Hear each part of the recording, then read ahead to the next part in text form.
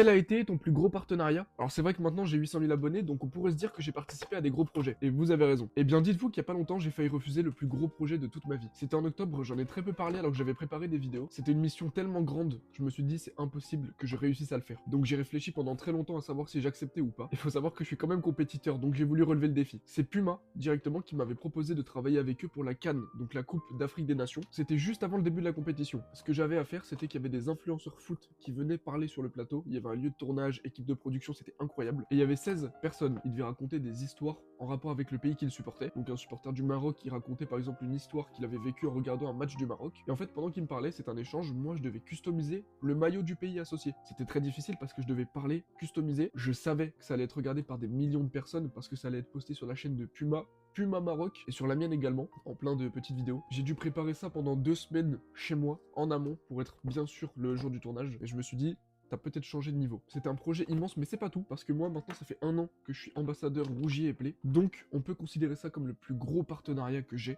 J'espère que ça va continuer, c'est incroyable. Si vous avez d'autres questions, mettez-les dans les commentaires, like et abonne-toi.